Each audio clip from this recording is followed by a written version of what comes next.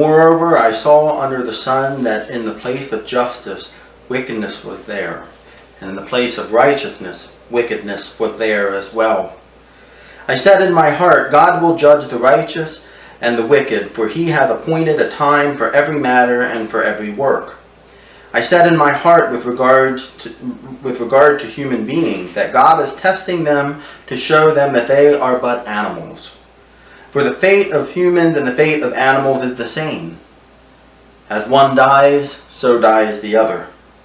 They all have the same breath, and humans have no advantage over the animals, for all is vanity. All go to one place, all are from the dust, and all return to dust again. Who knows whether the human spirit goes upward and the spirit of animals goes downwards to the earth? So I saw that there is nothing better than all should enjoy their work, for that is their lot. Who can bring them to see what will be after them? Again I saw all the oppressions that are practiced under the sun. Look, the tears of the oppressed, with no one to comfort them. On the side of their oppressors there was power, with no one to comfort them. And I thought of the dead, who have already died, more fortunate than the living, who are still alive. But better than both is the one who has not yet been, and has not seen the evil deeds that are done under the sun. Then I saw that all toil and all skill in work comes from one person's envy of another. This also is vanity and a chasing after wind. Fools fold their hands and consume their own flesh. Better is a handful with quiet than 2 handfuls with toil and a chasing after wind. Again I saw vanity under the sun, the case of solitary individuals, without sons or brothers, yet there is no end in all their toil, and their eyes are never satisfied with riches. For whom am I toiling, they asked, and depriving myself of pleasure? This also is a vanity and an unhappy business. This passage speaks to a very difficult thing to talk about, especially in the church world, and that is what happens when we die. Remember that Ecclesiastes is a philosophical book.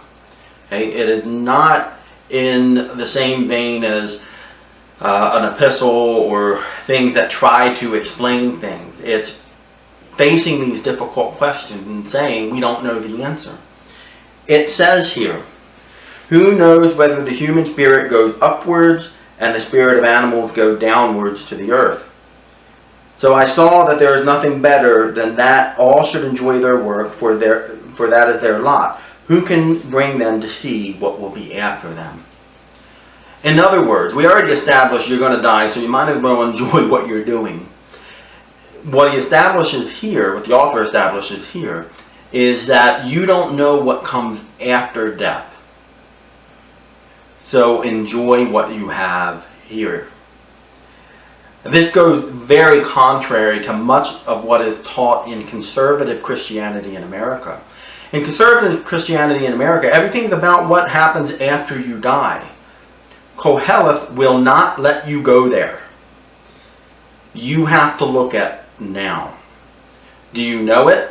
And I've been in those discussions before. I've talked to people and go, well, I've had an after-death experience, and my response has always been the same. That's great for you, but that proves nothing to me, because I haven't had it. That's an experience, and you can't make an entire basis of reality experience.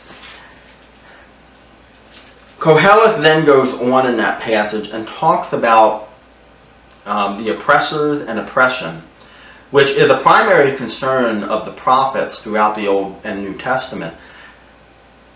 But he doesn't approach it in the same way. He basically says that there's unjust things in the world and eventually God will take care of it. So he's not addressing it as the prophets would in other places of Scripture. But one thing he is addressing is this idea that humans will work themselves to death for perceived gain. It's better to have one handful with quiet than 2 handfuls with toil. That speaks to contentment. Being content with where you're at and what you have. Now, that's not to say we shouldn't strive to increase our quality of life. I think that's, without a doubt, is something that Koheleth would agree with. But what Koheleth doesn't agree with is to constantly work and never enjoy. Okay? So I believe this passage that we read raises 2 questions for us. One, we have to wrestle with the idea of death. What happens when you die? You may take all sorts of theological comforts and things of that nature, and I'm not going to tell you you can't. I just want you to face the question honestly as it's presented to us in the scripture text. That you don't know. So how does that inform what you should do now? And then the other part is, why are you gaining more? That's the other question to deal with. What is the purpose of striving for more things in your life? Are you providing for someone? Are you trying to get into a better stable position? Or are you just striving to accumulate more and it brings no joy, no satisfaction? So why are you doing it? And those both are very important questions for us to wrestle with. I would argue both of them we should wrestle with for our entire lives. So take some time to journal about that. Think about that. Maybe speak with other people, email, call, text, whatever you need to do. But reflect on those 2 questions this day.